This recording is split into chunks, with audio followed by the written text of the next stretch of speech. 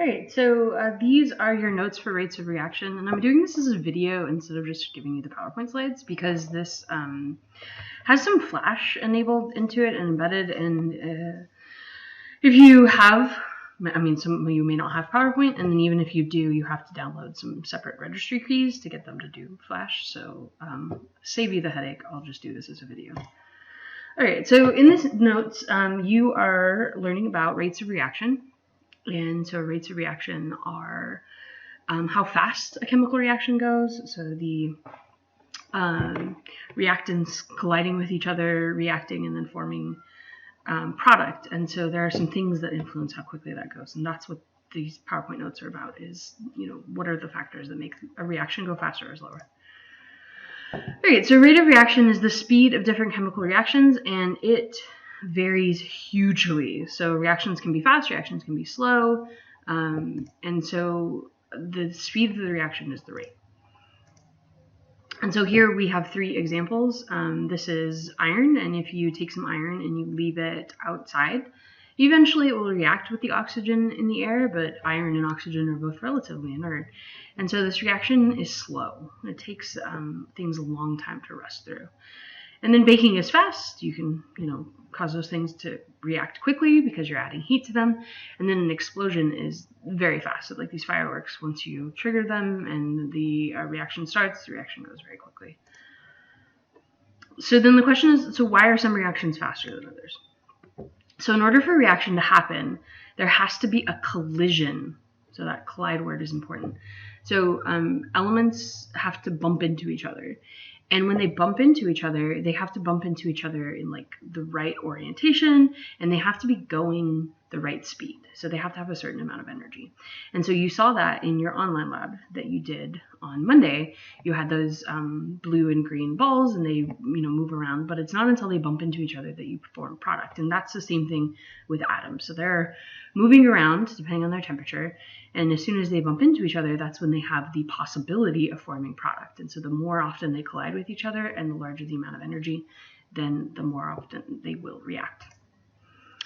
And so that energy that you need in order for them to react with each other, that's called the activation energy.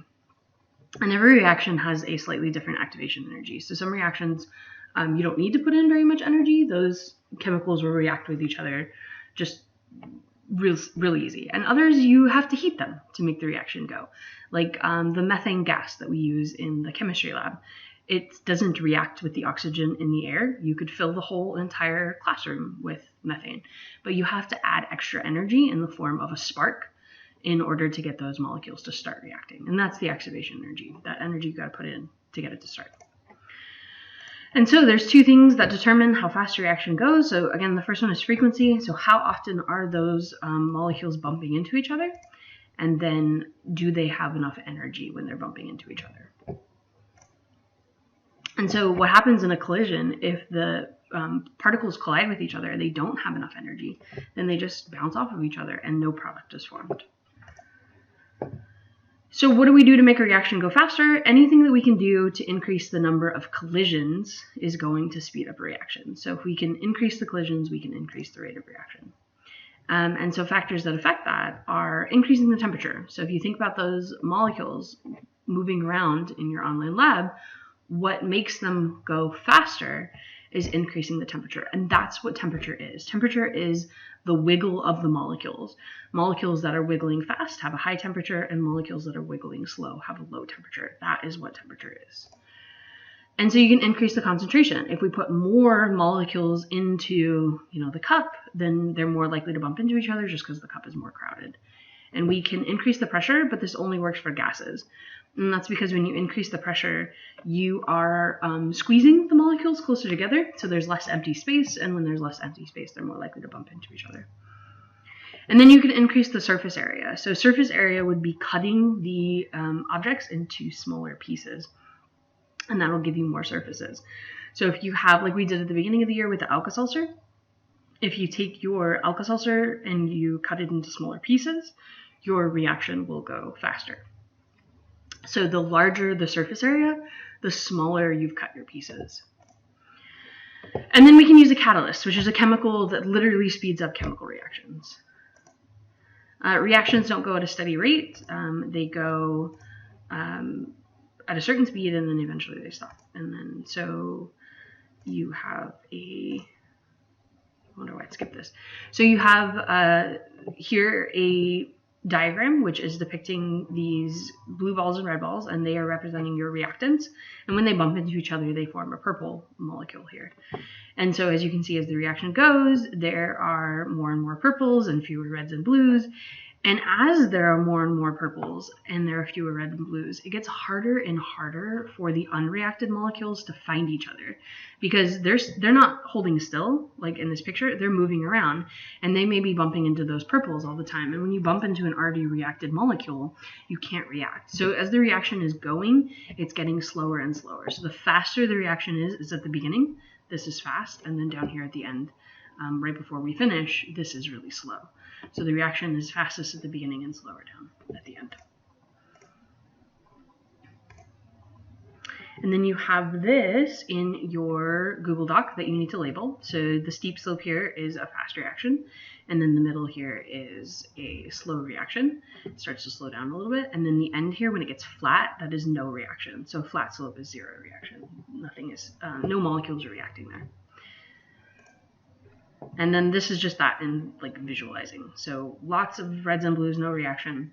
And then when we get to 25, 50, that's 75. And then here at 100, we're flat. So all of the molecules have reacted, so you don't need any more. And this is not in your notes. This is just showing how could we measure the rate of reaction. We would do this in class or something like this. This is hydrochloric acid, and you put some magnesium ribbon in it, and it produces hydrogen gas, which you can then collect. And then you can measure, like, along the reaction, when do I collect more gas and when do I collect least amount of gas. And so you'll see it's the same as that slope you just labeled. So we're making more gas, and then eventually we're making no gas here. So you don't need the rest of this. And then let me redo that. Okay, so we would do this with whiteboards if we were supposed to match these, but that's pretty easy. That one's at the beginning, and then this one's here, and then that one's there. Anyway, the next page, this one, we would do with whiteboards if you were in the classroom. So I'll have you just do it in your head, or you could even say it out loud. So a chemical reaction can only take place when reactant particles blink with each other, and then you have some words down here to pick from. So I'll give you a second to think about what word you would put there. Yay, it is collide. You are right. And then number 2, particles must collide with enough blink to react, and this is called the blink energy. So you're looking for 2 words there from these down here. Good. Energy and activation. All right, number 3. The rate of reaction depends on blink and energy with which particles collide.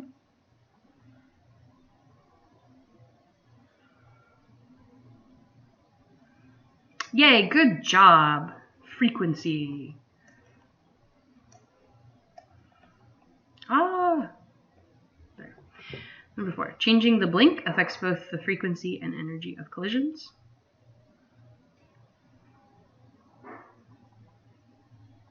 Good. Temperature. And it's temperature because temperature makes the molecules move faster and it gives them more energy. So you're going to increase the frequency and the energy. Temperature is the best thing to speed up reaction. All right, so number 5, changing the blink affects the frequency of collisions of dissolved reactants. Yeah, concentration, good job. So concentration is how many molecules you have in the solution. So if you increase the molecules in the solution, you're going to make it more likely that they bump into each other. And then the last one, changing the blink affects the frequency of collisions involving a solid reactant. Woohoo, good job. Surface area.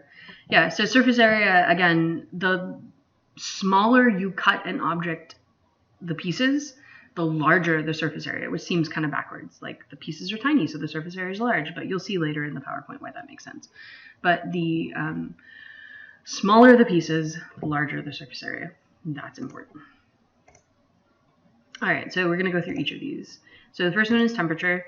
Higher the temperature, the faster the rate of reaction. And in many reactions, making the temperature go up like 10 degrees Celsius makes the rate of reaction double. So just a little increase in temperature makes the reaction go fast. Because remember, temperature is one of those things that actually changes both factors. It can change the frequency and energy of the collisions. So why does temperature increase the rate of reaction? At higher temperatures, particles have more energy. And this means that they move faster and are more likely to collide with other particles. And so when particles collide, they do so with more energy, and so the number of successful collisions increases. So again, you're changing both the energy and the frequency of collisions, which are the two factors which determine rate. All right, here's what I want you to do. So look at the blue side over here, and I want you to pick a ball, okay, and then follow it around. And we're going to follow it around for 15 seconds. And while you're following it around, I want you to count how many times your blue ball ran into another blue ball. Okay, so just the blues, not the reds yet. And go.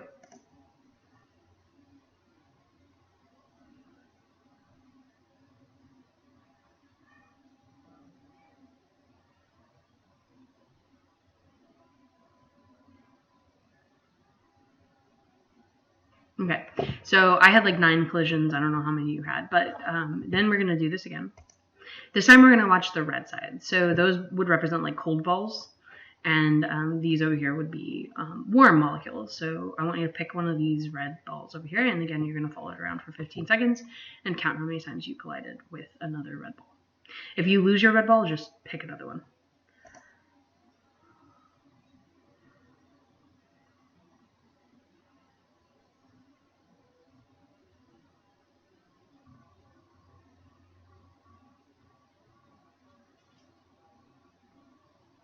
All right, so I had 17 that time, so almost double what I had the first time, and you probably saw a very similar result. And total, you can see the collisions up here. So temperature is molecule motion. So these molecules are moving faster because they have a higher temperature, or because they have a higher temperature, they're moving faster. That's what temperature is. It's a measurement of molecular motion. And so that's a measurement of the energy that the molecules have. And so giving them more energy makes them move faster and makes them more likely to collide. All right, so this is one on your notes here. You're supposed to write about why batteries run down more quickly in cold weather, which doesn't really apply to you as much, but in hot weather, the same thing happens, but sort of. Anyway, so in cold weather, when you have low temperatures, the molecules don't move very fast, and you have to get a certain amount of energy to kind of kickstart the battery, to make the car start. And so at low temperatures, you're less likely to have enough molecules that are going to bump into each other to make that battery start. And so this is what you would write on your paper. And so, but in warm weather, we have that same problem, but it's kind of opposite. So here in the Imperial Valley, you have to replace your car batteries a lot more often than like the manufacturer recommends. So you could go to a auto parts store right now and buy a battery, and they'll say, oh yeah, that battery is good for 10 years or whatever. But you'll never get 10 years out of a battery here in the Imperial Valley. And the reason why is that your car is sitting at a much higher temperature. And so because it sits at a higher temperature, those molecules are more likely to bump into each other. And that battery is eventually, because of the over and abundance of chemical reactions, you're more likely to use up the battery. You're more likely to need to replace the battery fluid or the acid that's inside of it. And so that's why we go through batteries really quickly. And then in cold weather, a lot of times people have to buy these things that they connect to their engines when it's snowing outside to warm up their car enough that the battery can produce enough current to start. So, is this in your notes? I don't think so, but it is interesting nonetheless. So when we react sodium thiosulfate and hydrochloric acid, we get sulfur, which sulfur is yellow. So here in this online lab, there's your reaction for you. And so sulfur, when it solidifies, it makes the solution kind of yellow and cloudy. So this could be something that could be used to measure temperature of a reaction. So here, if you draw a mark, so this again would be something that we might do in class if you were in class, but since you're not, you can watch this animation. So you draw some sort of mark on a paper, and then you put sodium thiosulfate in there. And then you add the hydrochloric acid to the sodium thiosulfate. And so it's producing sulfur. And you can see that it starts to get cloudy. and then you would just time until you can't see the x anymore. So then you can see here that if we did that again and again at different temperatures, you can see that it would get cloudy faster and faster and faster. So at 50 degrees Celsius, which is about 110 degrees Fahrenheit, it would only take 30 seconds for you to have that x completely disappear. And then there's a graph. All right, so the next one is concentration. So concentration, again, is just having more stuff in solution. It's like if you go to make salt water, the ocean is like 3% salt. That's its concentration. But you can have some seawater that is saltier than others. So for example, the Salton Sea is about 10% salt, depending on the season. But that would be the concentration. So the more or less salt that's dissolved into the water. So the higher concentration of a dissolved reactant, the faster the rate of reaction. So why? At higher concentrations, there are more particles. So there's more salt in the water. So the salt molecules are more likely to find each other and bump into each other, even though the amount of water is still the same. So the same amount of space. And this means that the particles are more likely to collide, and anything that makes them more likely to collide makes them more likely to react. So if you think of it like this box here and these balls, this would be low concentration. So those balls are less likely to run into each other because there's so much empty space. But here in high concentration, the balls are closer together because the concentration is increased, and so then they're more likely to bump into each other.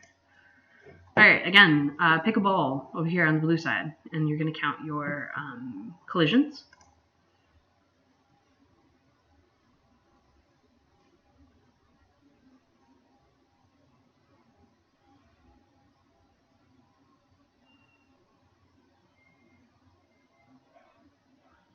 All right, so I got 13 that time on the low concentration side. So we're going to do the same thing over here on the high concentration side. Pick a ball. And you just see the difference is not how fast the balls are moving. It should be easier to follow the red ball this time. But it is how many balls are in the box. All right, pick a ball.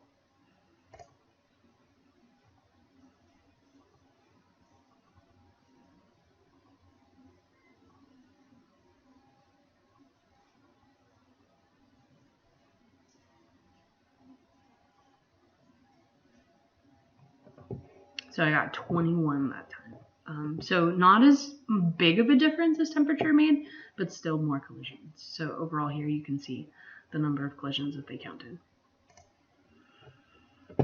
We're going to skip this. So I talked about this lab earlier where you have the hydrochloric acid and the magnesium ribbon, and you can measure how much hydrogen gas is produced over time. That's not in your notes. Nope. All right, so the next one is pressure. So pressure affects only gases. You can put a solid or a liquid under pressure, but it's not going to do anything to the molecules. But with gases, pressure makes those molecules move closer together. As the pressure increases, the space in which the gas particles are moving becomes smaller. And so the gas particles become closer together, and this increases the frequency of collisions, and this means that the particles are more likely to react with each other. And so what we changed this time is not the number of molecules, it's the same, 3 red and 3 yellow, but we changed the size of the container. That's what pressure would be. So putting these molecules under high pressure, you can see that they're closer together, and if they're closer together, they're more likely to bump into each other, which is a chemical reaction. All right, so surface area. Solids can only react on the surface. So if you dump an Alka-Seltzer tablet into water, it's only the surface of the Alka-Seltzer tablet that's bumping into the water. The very center of the Alka-Seltzer tablet remains dry until like the outer layers dissolve. And so if you split the solid into several pieces, then the surface area goes up. And so this is how you increase the surface area. So if I measure the area of this surface and this surface and this surface and all the sides of the cube, and I add them together, notice that over here, we now have new exposed area. See the center of the cube right here? This isn't part of the surface area on here because that's like buried inside of this cube, and you wouldn't be able to touch it or have access to it until the out of the cube dissolved. But now I can touch the very center of the cube, so I'm increasing the surface area. And then over here, now we have these new surfaces here and here, which we didn't have access to over here. So I can't touch what's on right here inside the cube. That's blocked. But here, now that it's open, I now have new surfaces to touch, because reactions can only occur at the surface. So I can react with these molecules, and only the molecules you can touch. The ones that are inside the center, you can't touch them. And so increasing the surface area increases the rate of reaction, because then you have more chance of bumping into more molecules. So there's an increased area for the reactant particles to collide with. And the smaller the pieces, the larger the surface area. So remember that. Smaller the pieces, larger the surface area. And so that's going to mean more collisions. All right, so this time pick a blue ball, and you're going to count how many times you bounce into the green square.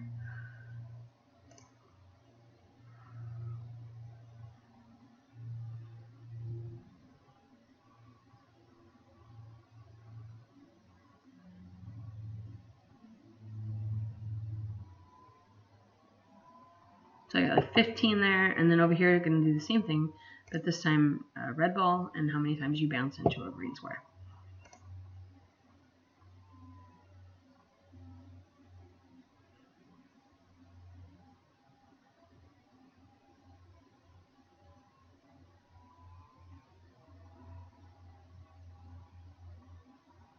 All right, at that time I got 17, so not that many, but I got a ball that was moving really slowly. Anyway, but overall, the total number of collisions is greater if you split the box here into more pieces, because now instead of reacting with this side, this side, this side, or this side, now you have 4 sides on each of these that you could react with. 1, 2, 3, 4 here, and then 1, 2, 3, 4 here, and then 1, 2, 3, 4 here. And so that increases your places that you can react with. All right, so here, same kind of reaction. You're producing carbon dioxide gas, and so they're going to do some marble chips here. Let's just look at this. You don't have to write any of this down. And so if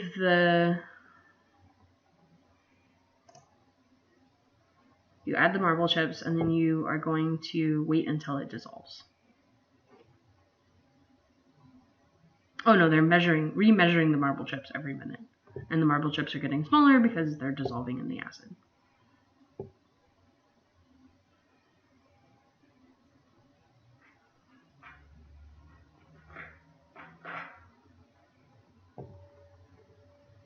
Okay, so that's for like large marble chips. So now if you look at it again with small marble chips, you see a larger decrease in mass. Easier to see on the graph here.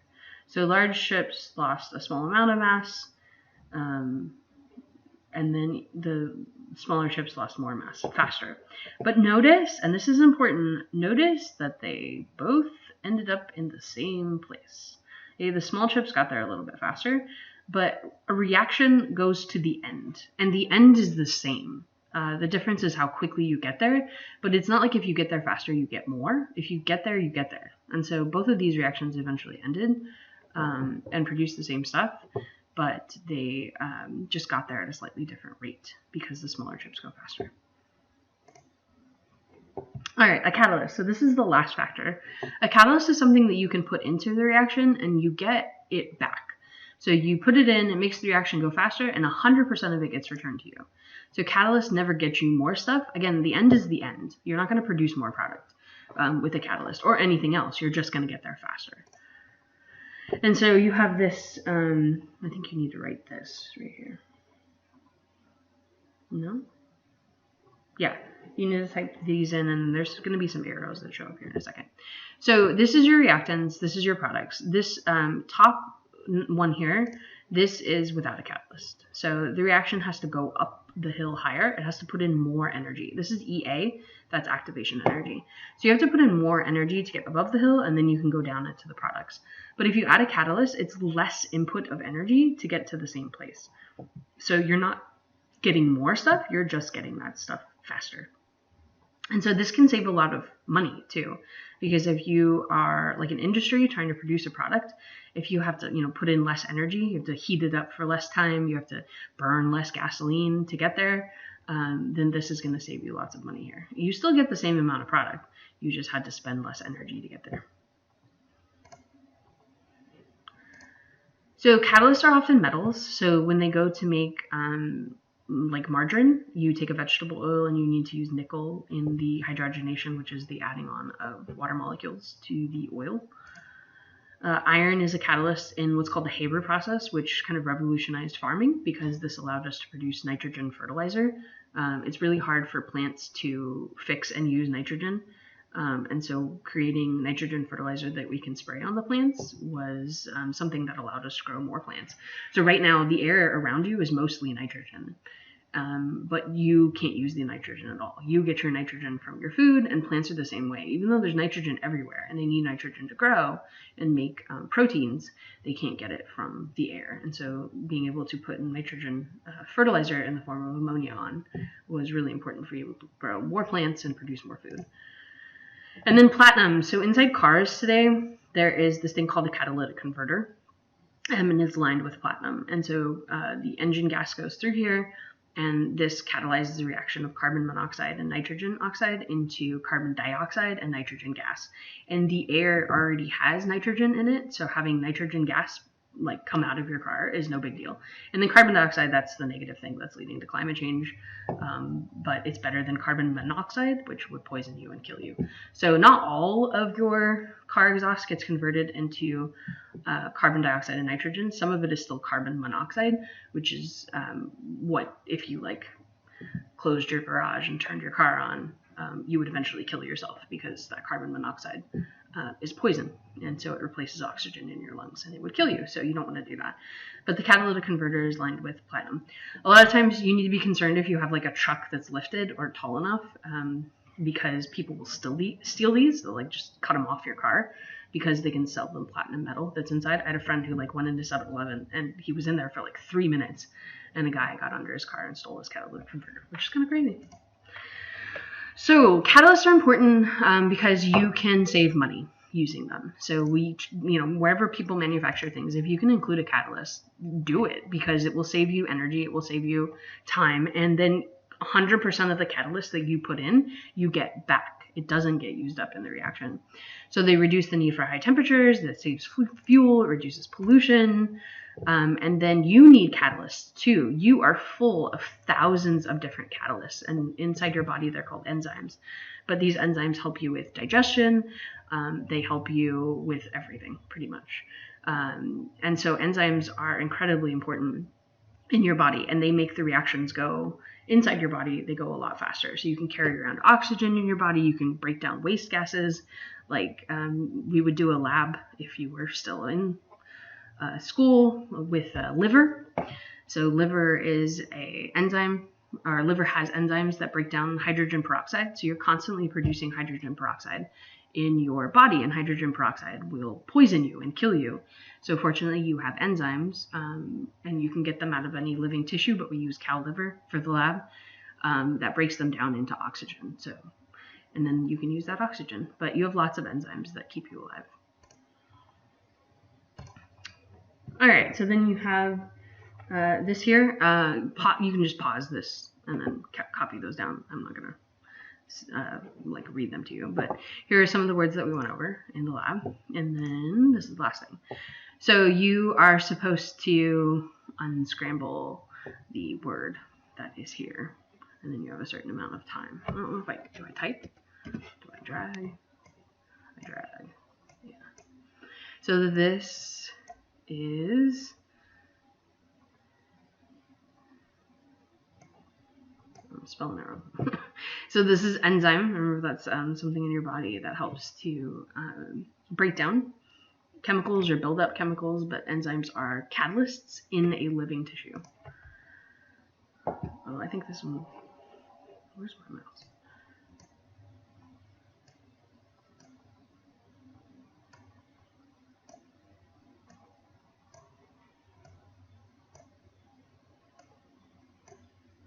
Concentration.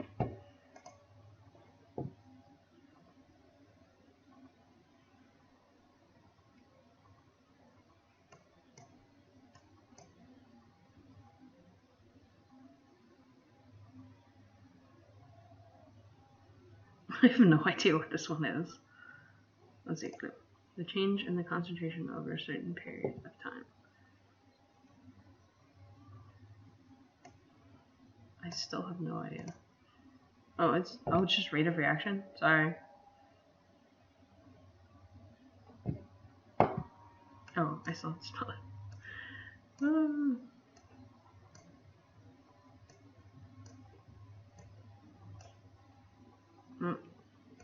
I'm out of time. Anyway, let's skip through these. I did a terrible job. This is what I want, though.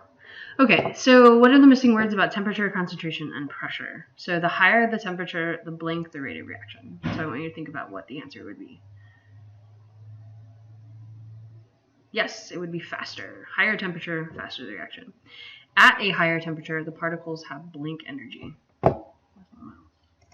Have more or less? Yes, they have more energy. Higher temperature, more energy. This means that they move slower or faster at high temperatures? Yeah, faster. So the faster they move, the higher the temperature. So the blink, the concentration of a dissolved reactant, the faster the rate of reaction? Yeah, higher. And at higher concentrations, there are blink particles in the same amount of space. Yes, more. This means that particles are blink likely to collide. So that would be more, good. And so blink the rate of reaction. And so that increases the rate of reaction. All right, number 3, the higher the pressure of reaction, the blink the rate of reaction? Yes, faster. So higher pressure is faster, but only for gases. At a higher pressure, the space in which the particles are able to move becomes, yes, smaller. Higher pressure, smaller space. You're squishing them. This means that the particles are blink.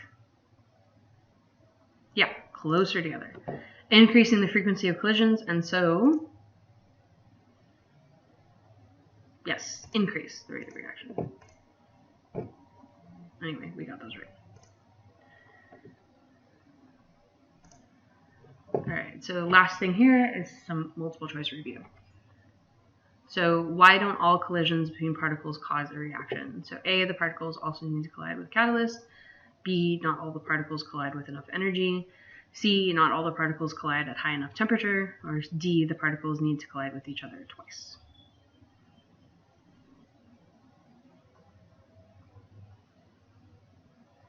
Good, B. Number 2, why don't most reactions begin with a fast rate and then get slower and slower? Why do most reactions begin with a fast rate and then get slower and slower? So they run out of energy, the catalyst runs out, the concentration of reactants decreases, or the temperature decreases. So yes, that's C. Concentration of reactants decreases. So as more of those molecules bump into each other, they become a product, and the reactants decrease because they're not reactants anymore, they've turned into product. Which of these statements about rate of reaction graphs is not true? So the steeper the slope, the faster the reaction. The flat slope means there's no reaction. The shallower the slope, the faster the rate of reaction.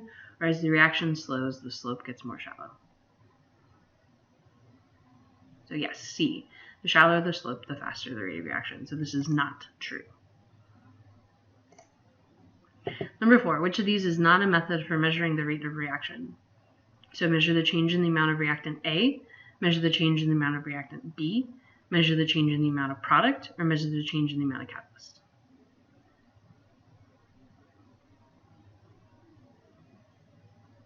So yes, that's D. And the reason why is, remember, catalyst amount never changes. If you put in 5 grams of catalyst, you get out 5 grams of catalyst. It does not change. Which of these will not speed up the rate of reaction between a strip of magnesium and hydrochloric acid? So coil up the magnesium, cut up the magnesium, increase the concentration of the hydrochloric acid, or increase the temperature of the hydrochloric acid. Which of these will not? Yes, that's A. So coiling up the strip, like twisting it, is not going to help you at all. These will make it go faster. All right, why does a higher concentration increase the rate of reaction? So does it increase the amount of reactants? It increases the energy of particle collisions, it lowers the activation energy, or it increases the frequency of particle collisions.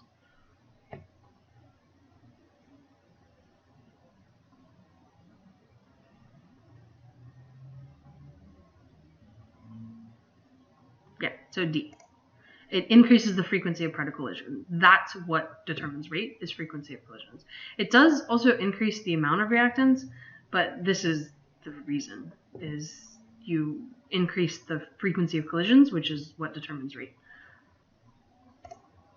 Why does a higher temperature increase the rate of reaction? So it increases both the frequency and energy of particle collisions. It increases the frequency of particle collisions only. It increases the energy of particle collisions only, or it reduces the activation energy of the reaction. And yes, the answer is A. So remember, temperature is frequency and energy. It increases both of those. So why does breaking up a solid reactant increase the rate of reaction? So it creates more solid, creates more energy, it increases the surface area, or it increases the concentration. Yeah, so that's C. Remember, breaking a solid reactant increases the surface area. The smaller the pieces, the larger the surface area. All right, 9. Why does a catalyst increase the rate of reaction? So it produces extra energy for the reactants. It increases the frequency of particle collisions. It increases the speed of reactant particles. It reduces the activation energy of the reaction. Yes, so that's D. And that's what a catalyst does. It reduces the activation energy, which remember is the amount of energy you need to put into the reaction to make it start, to make it go. Which of these is not a benefit of using a catalyst? So it increases the rate of reaction, it increases the amount of product, it can save time and money, and it can help reduce pollution. So yeah, that's B. You're not going to get more product. Nothing gets you more product. When the reaction's over, the reaction's over. And so the catalyst just helps you get there faster. Okay, so that is the end.